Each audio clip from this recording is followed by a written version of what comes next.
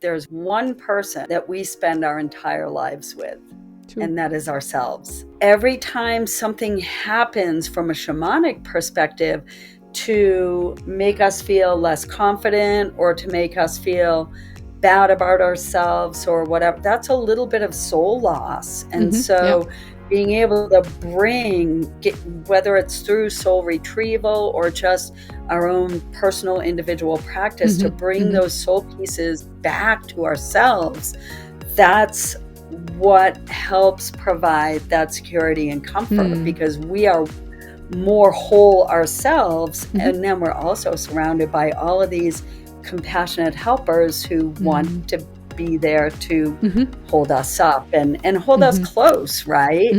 Hello and welcome back on my channel, Shamanic Wisdom. Today there is another interview with a shamanic practitioner and a very dear friend of mine, Lisa Cox from the US. I'm so happy to present you this video because it's full packed with information around shamanic work from Lisa. She has so many years of experience as a shamanic practitioner on one hand. Also, she has a very rich academic background with many different educations that she took. And I have to read them from my notes here because there are just so many titles that she carries. She has a bachelor in history, a master in education, a master in public administration and environment and natural resources, and another master in soil science with the certificate in reclamation and restoration ecology. She has many years of teaching behind her, as well as working in the environmental remediation business management. And she just recently became Wyoming's only certified death midwife. So welcome everyone to this interview. As I said, I'm so happy and proud to present you this interview. Thank you very much, Lisa, for taking the time and sharing your rich knowledge with us. Would you want to share a little bit how you started your shamanic path? I mean, this obviously not something that you just, feel like, oh, today I'm starting shamanic work. I think there's always like maybe an incident to something or to it, something that lead us to that path. Yeah, I think there's always sort of a moment at which you need to be on that path, but it's not necessarily. And for me, I was always one of those kids who felt like I didn't quite belong in this world somehow, that just couldn't ever put my fingers on it. And then I had my first formal shamanic experience. My husband at the time and I, and this dates me as well, this was back in the mid to late 90s. And there's a man named John Perkins who was doing work in the Amazon rainforest with Shure shamans. And he had written a book, and I went to my husband at the time, and I went to like one of those alternative health fairs. We were living in Massachusetts at the time, and Perkins was there. He had brought one of the shamanic elders with him, and this man was so powerful. There was a room of people, and we were in an audience in folding chairs in a big room in a convention center in Massachusetts. And I had my first power animal meeting, and it was an incredible experience. And I walked away that day thinking, wow, I want everyone to be able to experience this. Yeah. This was just unimaginable.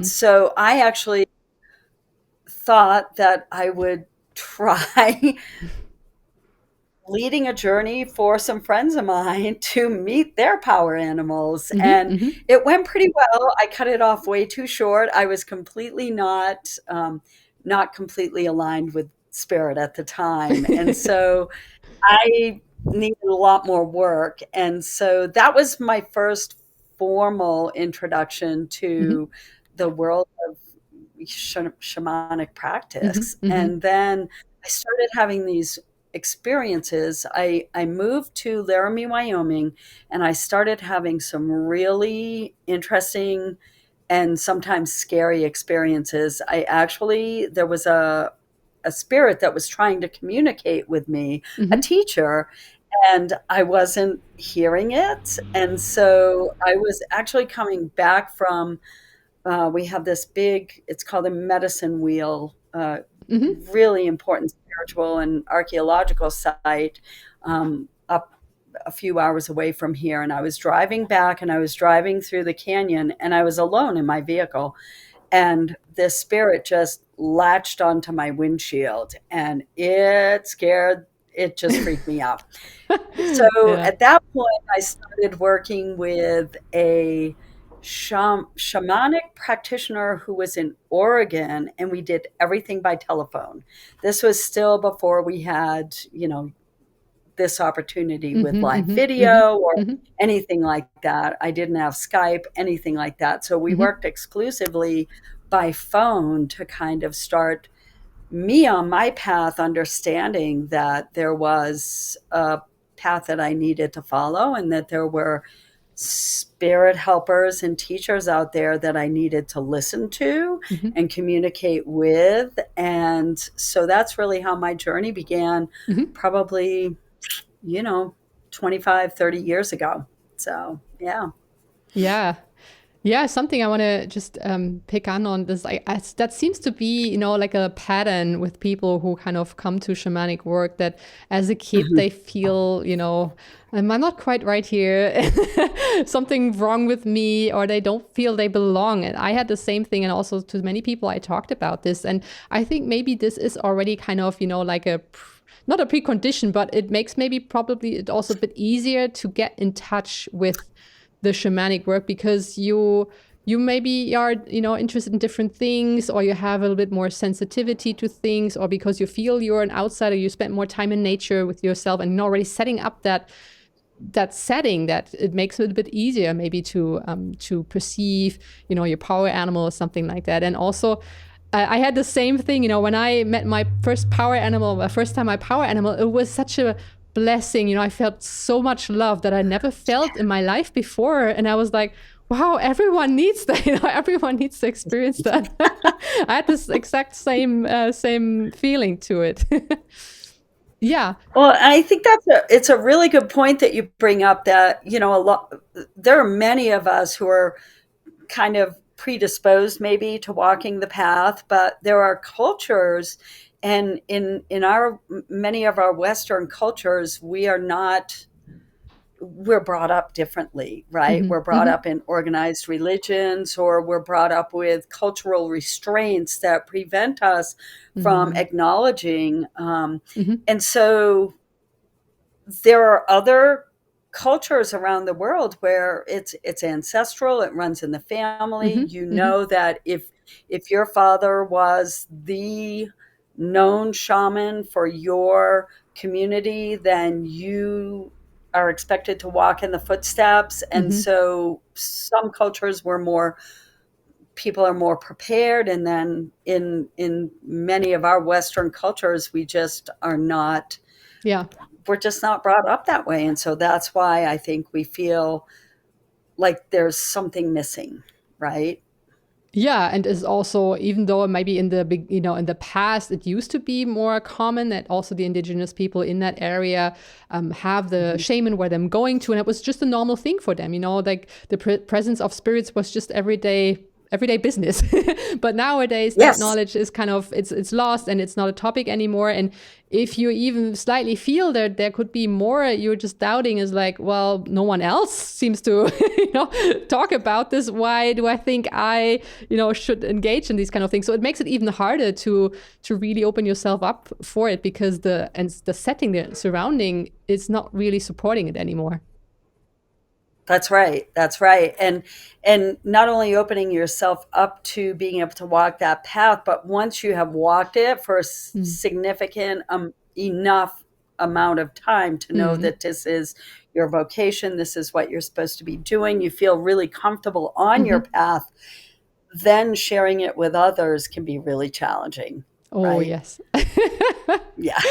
Yeah, absolutely. But I think it's very important also to talk about it. That's why, having you here today is makes me really happy, because I know that you know so much and you have so many different experiences on that level. And specifically today, I wanted to talk with you about the topic of daily shamanism, I'm calling it, Mhm. where, I'm interested in, actually, is it possible to have shamanism in your everyday life? Because you might think of, oh, this is a specific ritual and it's very complicated. It's very something you can't just do, like I would say with your normal daily activity, but you have to take the time for it and the space for it.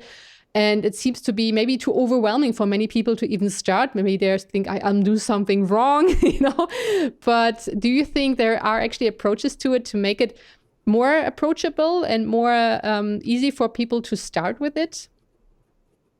Absolutely. I think, mentioning that ritual can be complicated and that sort of thing. This is a really good space for me to insert my favorite thing to say about shamanism, which Mm-hmm. is that there are basic tenets, right? And, intention, Mm-hmm. permission, compassion. Mm-hmm. But then the sort of underlying thing with shamanic practice and shamanism is, if you ever meet somebody who walks up to you and says, I'm a shaman, run away because I just want to say that. we Yeah, run don't away. we can't be self-professed Mm-mm. shamans. If Mm-hmm. you are known as a shaman, it's something that you've earned in your community. Yeah. Traditional cultures totally understand this. Does that mean that everyone can't have shamanic practices in Yeah. their lives? No, absolutely not. You're a practitioner, I'm a practitioner, and the rituals don't have to be hugely complicated. They Mm-hmm. don't even have to.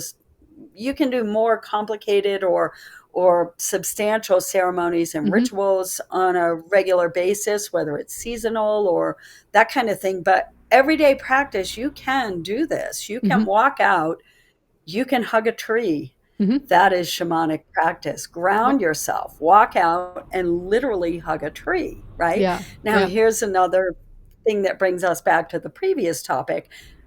A lot of people in this world, if you're called a tree hugger, they think you're crazy, right? But this is a tremendously important way to ground yourself in the Mm-hmm. world. Just Mm-hmm. do it. Who cares if you think you're crazy? Mm-hmm. I was talking with a colleague of ours a few months ago, and he said, I just want to sing. And I said, well, then do it. I said, if that's part of your shamanic practice, I said, I don't care. I walk to Mm-hmm. the post office 4 blocks away and I sing the whole way. I don't Mm-hmm. care if people hear me. I hope Mm-hmm. I'm making their day a little bit better, Yeah. right? Yeah. Even if it makes them laugh at me because I'm singing, right? But Yeah. there are some really simple things that you can do, and we think of these things. A lot of people have a gratitude practice, Mm-hmm. a Yeah. very simple, and it's a shamanic practice as well. When I wake up in the morning, before my 2 feet hit the floor, I Mm. thank my spirit helpers and my teachers for being around me and enfolding me and being with me every day Mm-hmm. whenever I need them. And I remind myself it's my responsibility to ask you if I need your help, but I am grateful you are there. And then, as you know, I recently lost both of my parents very Mm. quickly after each other. I've started to incorporate in that morning practice, giving thanks to both of my parents for Mm. giving me the opportunity to Yeah. be here in this ordinary reality every single day in this life. They gave me this life. And as a result of beginning to incorporate that into my practice, I've been doing a lot of deeper ancestral work, Mm-hmm. which, so it all ties together, and anyone can do this. You can do Yeah. this in daily life. If you give yourself that little space and that little time, you might find out that this is a path you want to walk a little more deeply. Mm-hmm. So Mm-hmm. yeah. Yeah. Also, if we know what shamanism actually means, like being an umbrella for a couple of methods that actually help you to alter your consciousness so you get in touch with the spirits. Hmm. That's basically what it is, right? And you can do Hmm. this in every moment where you feel like, now I'm in my Yes, everyday life, and then you realize, oh wait, I can feel my spirit animal, it's right here. In that moment you're already doing shamanic work. This is already it. Or that's right.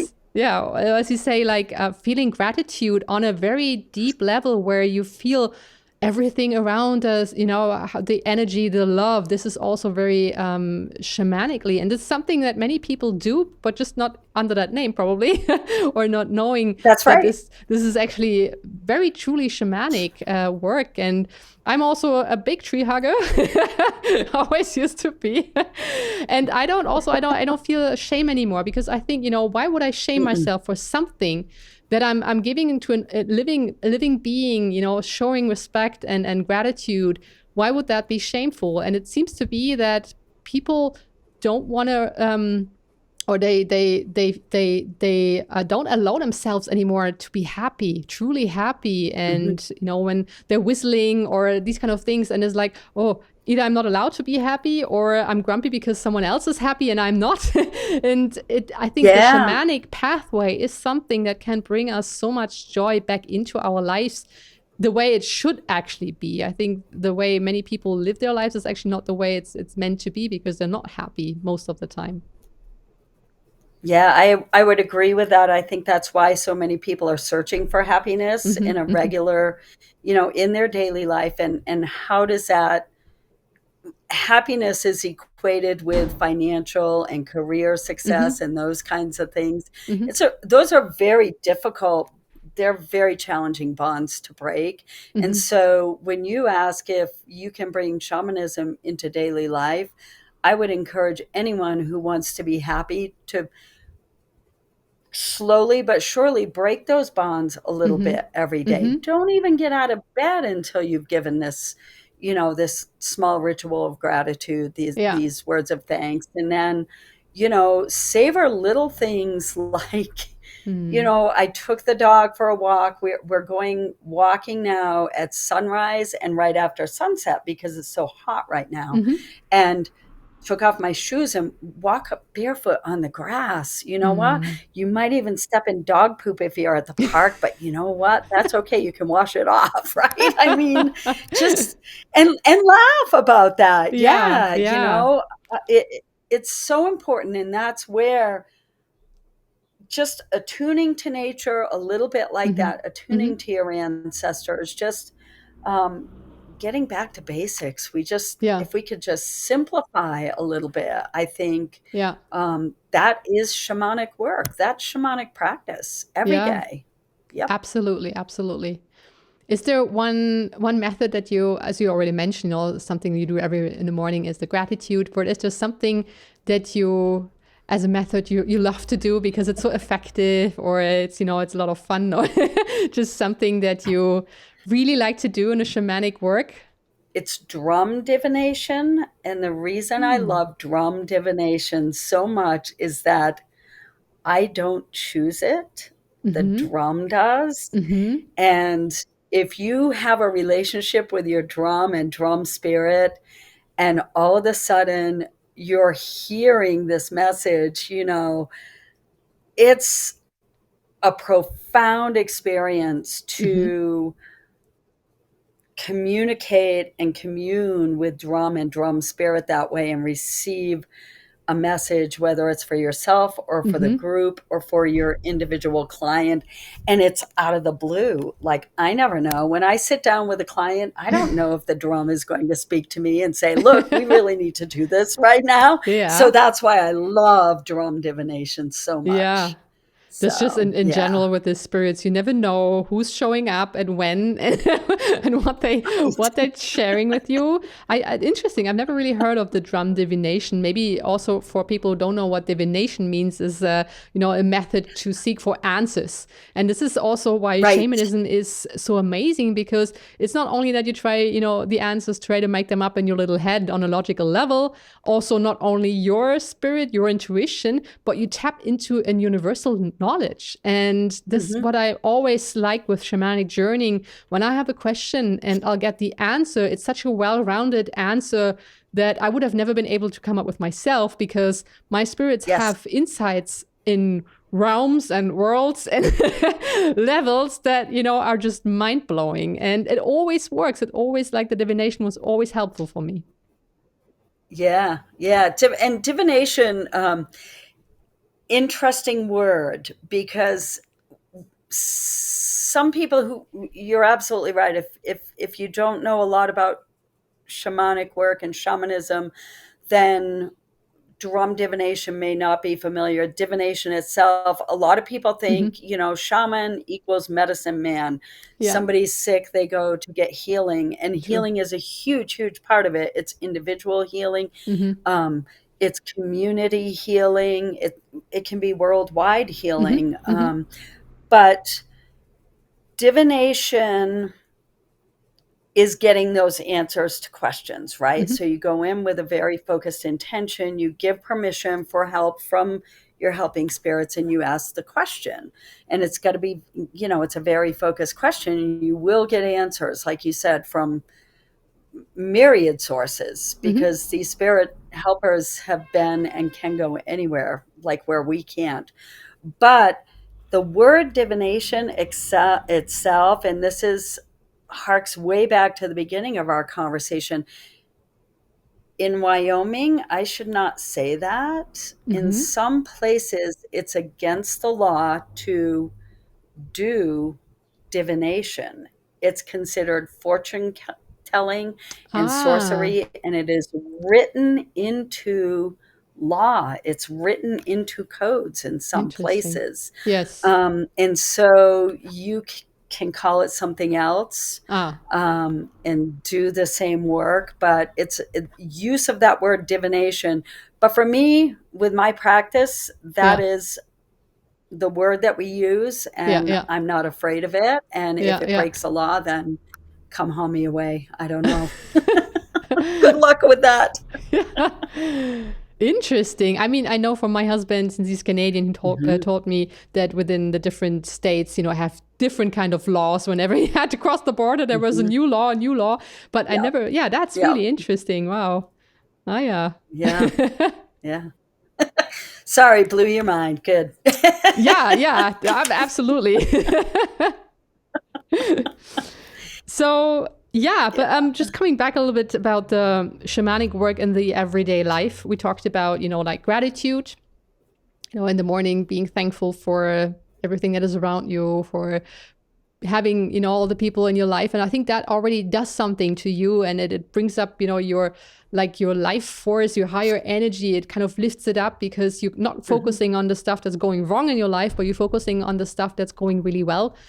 And I think also with shamanic work, what helped me a lot was to realize that I'm always protected, that my spirits are always around me, and for that I can be so thankful. And also having the possibility to ask them questions and getting answers. And I think many people feel, they don't have any guidance, they don't know what to do with their lives, they maybe feel lonely. And then once, for the first time, meeting their spirits, it's like, for me, it's like, getting back into my family, having my circle of true Uh-huh. friends around me. And I think this is something that everyone has, their spirits, right? It's just whether they realize it or not, they're there. So, why not just then taking, the leap and getting to know them? Yeah, yeah. I mean, it's incredibly comforting. Exactly Yeah, like you say, yeah. you're in your circle with your true friends and family. But I think that something that we sort of suffer from in these times is the feeling that we need to have control. And so I Mm. think a lot of people walk through their lives thinking that they can't give up even a modicum of control to Hmm. Hmm.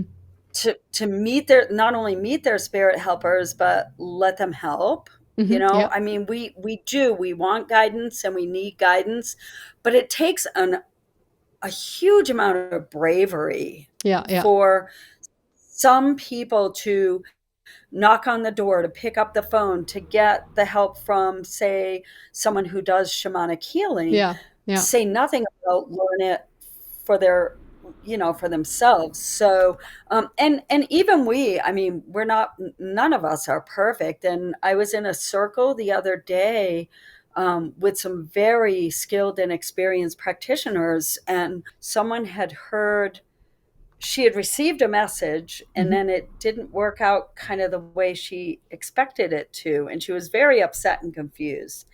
And it was very clear to me, like, I had someone coming in and saying, no, no, let her know this. And so I did, and she did not want to hear it. Oh. And so sometimes we just get caught in this space where we're like, we have an opportunity to learn something, Hmm. or to practice in a certain way, and any one of us can just slip up and not want to give up that control. It's kind Yeah. of an ego thing, right? And receive that guidance. So I Yeah. think for a lot of people who aren't doing shamanic practice on a daily basis, it can be really daunting to give up that control in Hmm. ordinary reality and accept the guidance that's available to us. So Yeah, absolutely. I just made a video the other day about the question whether shamanism is dangerous. And I said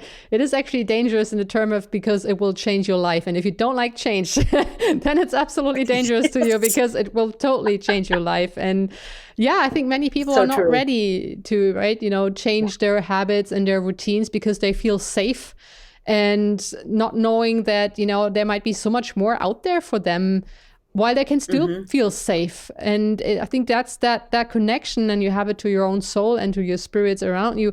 You always feel safe no matter what happens in the outside, and usually a lot of good things then also come from this. Things that you would have That's never right. Yeah. thought of will be possible because the spirits are guiding you on a path that is so exciting, but yet it's unknown, and that scares many people. And that's, you bring up two really good points to go back to what you had said earlier about, the the safety and sort of comfort thing, like Hmm. you're always safe if you're communicating and accepting, um, the work with spirits. But at the same time, back to my early experience with the teacher who jumped onto my windshield, that was very unsafe in ordinary Mm. reality. Mm. Was a huge, that was my message to me, to myself, to, whoa, you've got to start getting disciplined about this, Hmm. and really Hmm. learning the way to communicate with spirit. And so you have to be willing to accept that, right? Hmm. I mean, you Hmm. have to be willing to make that change. And Hmm. for people who are not wanting to make the change, you can live your life the way you have forever and Yeah. ever and ever. Yeah. Yeah. And that's okay. Do whatever you need to do. But if you Yeah. really feel like you need to change, you have to step out and give it that opportunity. Mhm. So, and Mhm. that's whether it's in shamanic practice or, should I leave my job? I'm miserable at my job, or whatever it Yeah. is, right? Yeah, yeah, yeah. And you can use shamanic practice to get good answers to those questions too, right? Yeah, In daily absolutely. life. So, Yeah. yeah, yeah, I was just talking to yeah. another friend the other day. She's a coach for eating disorder habits, like when you have an Mm, eating disorder. And she just said, some people are so ready to change in order to get better. And some people are just like, tell me what to do. I might do it. I don't know. It seems there has to be that threshold that you have to reach, if it's yes. really bad in your life, and then you're really looking for other answers. That also was for me. I tried everything to get myself out of depression and burnout, back then when I was in my PhD work, and nothing helped me. So I was so willing to try everything, and if that meant to communicate with spirits, well, then let it be, right? And for me, that was the stuff that helped me. So that's why I'm sharing this also. But for someone else, it would be something else and something different. But I think you have to have that pressure, and if it's high enough, you're willing to try everything, and you really put it your all, and put in your all. What's that?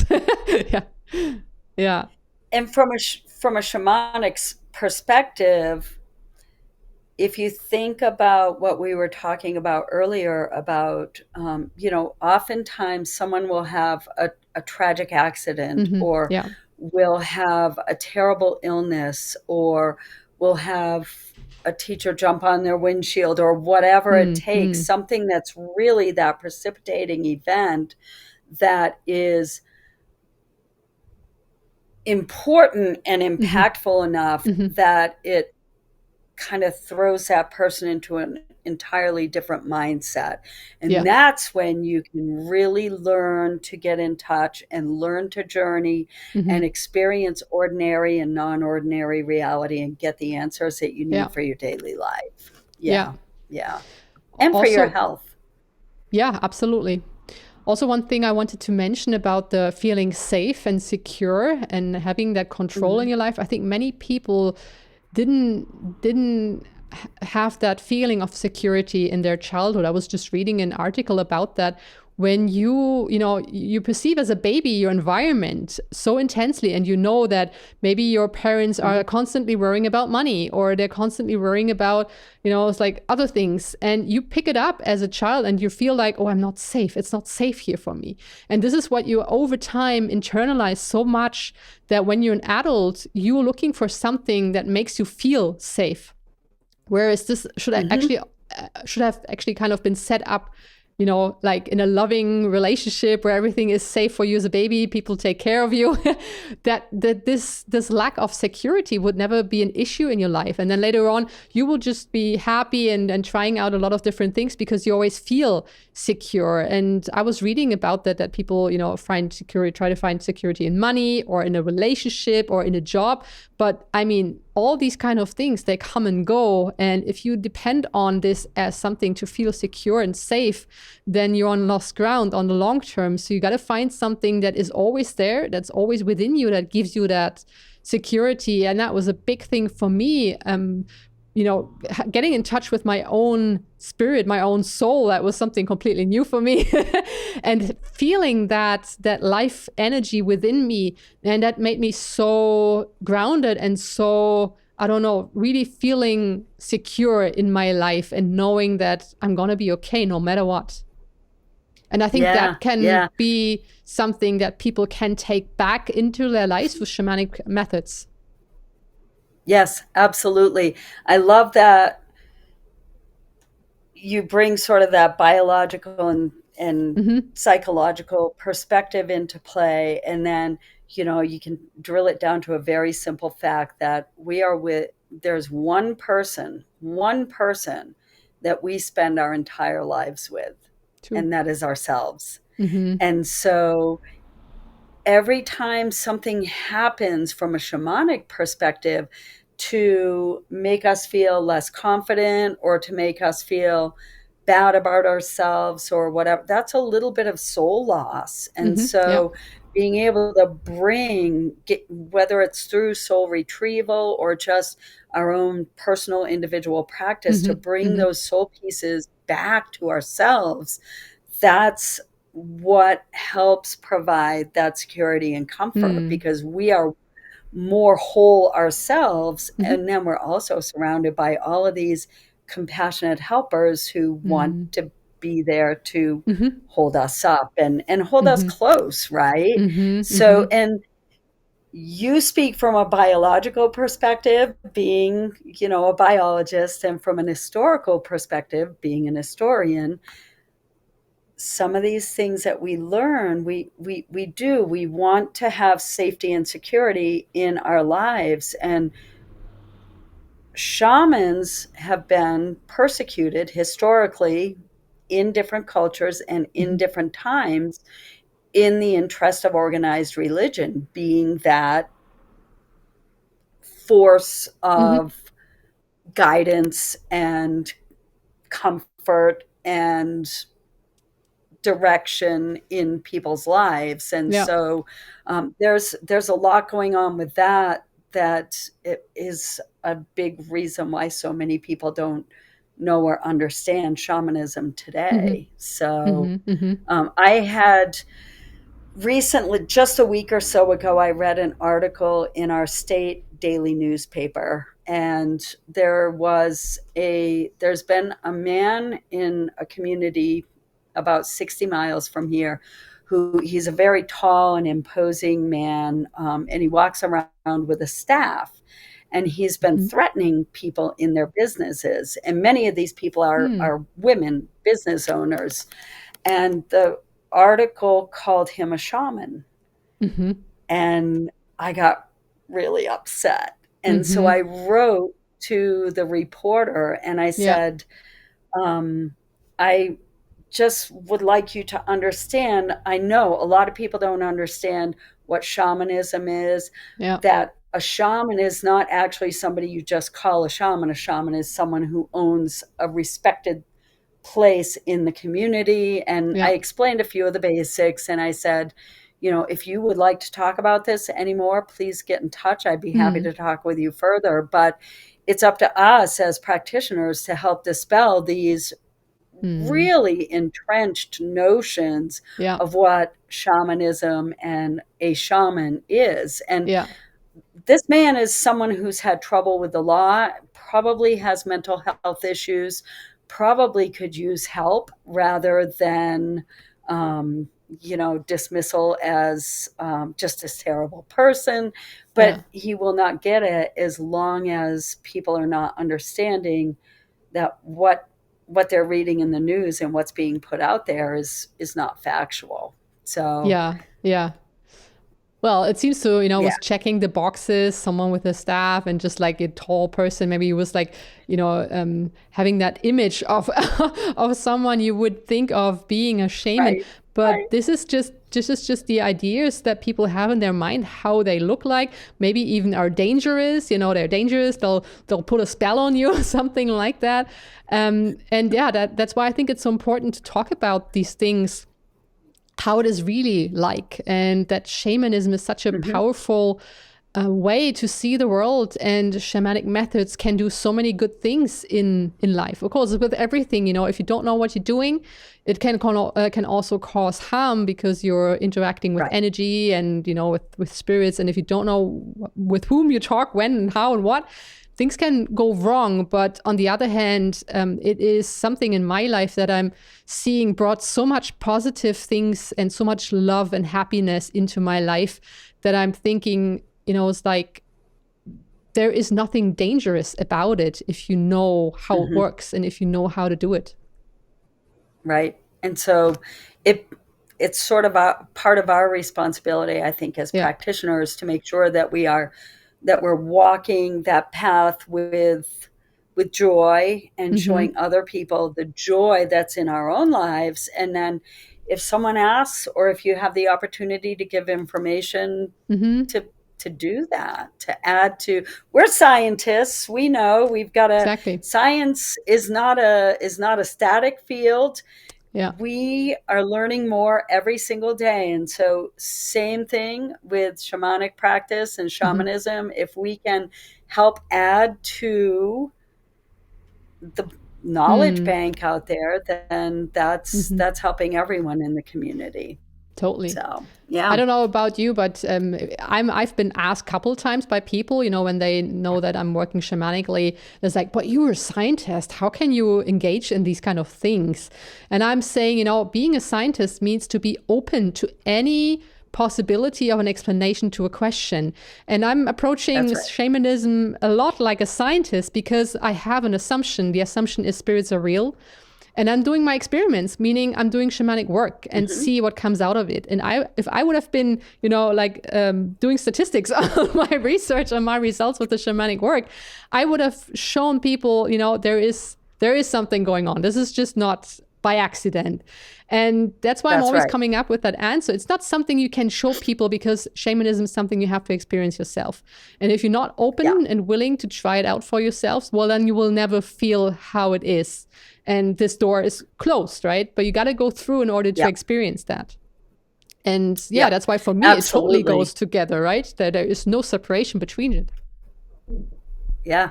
I have a good friend who is an archaeologist. And Mm-hmm. so we were at a small gathering at my house one evening, and I mentioned, because I had just been to an historic site, and I was doing, I think, I've been doing some peace work, some healing Hmm. on the land, at conflict sites. Hmm. And I had met at this site a very powerful historic figure in the form of spirit now. Ah, yeah. And Hmm. it blew me away. It was just an incredible experience. Yeah, yeah. Um, and so I was telling my friend this, and he just closed the door. The Hmm. conversation was over. He just kind of laughed at me and moved Hmm. on to a different topic. He couldn't handle Hmm. it. And I'm Hmm. thinking, Hmm. you of all people, in Hmm. a sense, like, let's Hmm. be open to this possibility, because this Yeah. could be an entirely new Yeah. knowledge access to help us with the historical Yeah. stories that we know, right? Absolutely. So, but Yeah. yeah, so it's really funny. Science is not a static thing. We Mm. are continually experimenting. We put out hypotheses all the Hmm. time. Hmm. We test them. You're doing that in your Hmm. daily work. I do it in Hmm. my daily work.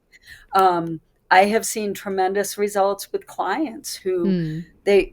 some people say, well, you've got to fix me, boom, like this. They walk out the door and then they're not happy because they don't walk out the door with a changed life. And Yeah. even if you tell people, give it a little bit of time, Yeah. Yeah. let Yeah. it, you know, and then I see other people who I check in with them a couple days later and they're like, whoa, Hmm. Hmm. whoa, because they let themselves have Yeah. that experience and that Yeah. healing. Yeah. So we have a responsibility as scientists, we have a responsibility as historians, humanitarians, and just individuals. You don't have to try shamanism. You don't, Hmm. but if you decide to, you've got to go in with an open mind, right? Yeah, absolutely. And I mean, nowadays, it seems to be actually so much more understandable that there is more out there that we can perceive, with all Mhm. the work and the physics, the quantum physics, and discovering that there is, like, I'm not an expert, but, like all these spaces between atoms and all these crazy things. And I mean, Talk about even with string theory. yeah, all this stuff, right? I mean, even in my work as a biologist, when you look into a cell, the crazy things going on there, like Mhm. this is an intelligent, yeah, life form itself without a brain or anything. And I was always like wondering, how does that work?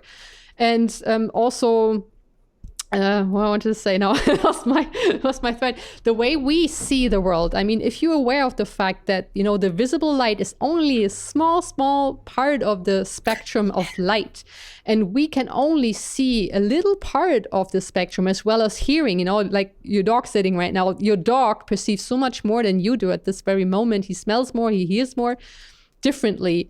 And from that point of view, I think it's so ignorant to say, well, there's nothing else out there, only what I Yeah, can see and hear and yeah. smell. But the animals, the way they perceive, you just need to look at your cat or your dog. They obviously see other things that we can't see in our environment. And that, for me, is explanation enough to be open to the possibility that And there are spirits there and we go. other realms and worlds.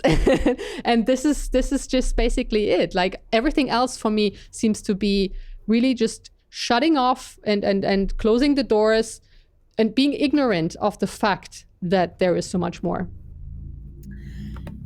And I love that you brought up dogs, because take your dog for a walk Hmm. and your dog needs to sniff, or I've got a big Leonberger who sticks his tongue out and licks everything.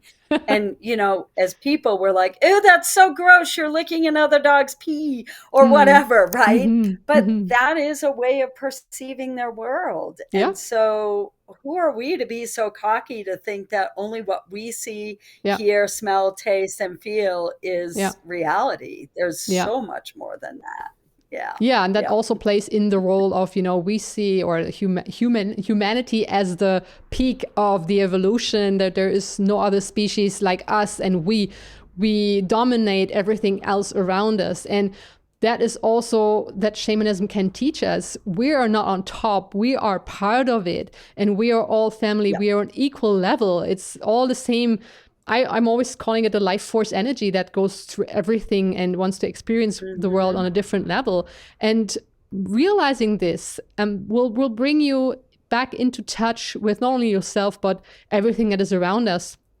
And that will automatically like ground you, and it will make you happy and yeah, just I don't know the words. You can see like this is always a big topic for me, because I can see it in my work as a biologist, how they try to fix our problems in the environment just with logic, whereas no one looks Hmm. at the other part of the spiritual aspect of the landscape, the animals and all that. And I think many Hmm. problems would just disappear if we would realize that we're all connected on that spiritual level. And I hope that this will be one day also, something that scientists will consider in their work, biologists will consider. And yeah, I'm trying to inject that in my work as well. Yes, we are one. So, and there are plenty of us out there. I mean, look at the foundation and the people who are Yeah, working from a scientific perspective in the foundation yeah, yeah. on various questions. And so I think we're headed in that direction. I think Hmm. if we don't let that happen, we are terribly doomed. So, Yeah, that's the other thing. I really feel like we don't have any other choice anymore than just really standing up mhm, and speaking it out loud, what we think and what we do in our everyday yeah, life. And yeah, I mean, not being like a missionary or something like that, but just telling about our own experiences and how much joy it brought into our lives, and also into the lives of, the environment I'm living in, being able to connect with nature spirits, asking the place here yes, I'm living, how do you feel about this house being here? Bringing back yes, things into balance. It's not only about yourself and your life, but also everything that is around you, and and bringing your gift into this world. And I think then we would see a huge shift in all the problems that we as human face right now. yeah, I agree. I agree Mm. wholeheartedly. So, yeah, let's everybody, even if you start out with kindness, Yeah, learn compassion, get yeah, get that guidance, and we yeah, can make we can make a difference. absolutely.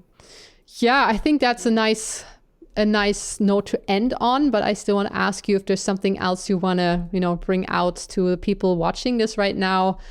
Anything you want to, say about maybe shamanism, or something just you feel like, it's really important that people hear about this. Yeah, I think we've covered all the bases. Basically, Mm. you know, the the overwhelming message is we are one, and that is in ordinary, non-ordinary. It's a Mm. huge, huge, many worlds out there. Hmm. And so be kind, be compassionate. Yeah. Also be curious about That's, what's out there. I mean, yeah, you and I, we've been on a couple journeys. We know the crazy things going on, like you meet dragons and I don't know what what things. And I couldn't imagine how my life would be without all these experiences. It made my life literally magical. And every time I'm so yeah, excited going on a shamanic journey, because I don't know what will happen next. And the spirits make me that's right. laugh, they make me cry in a good way, Yep. but they make me feel alive. And I think this is something many people are looking for nowadays. Yes. And I think that would be the final thing I'd Hmm. like to end with is that every experience is different. Mm. So trust. You just have to Hmm. trust what you're experiencing. Don't worry about it. Yeah. It's your experience. It's meant to be that way. Yeah. Yeah. Yeah. Very important to say that.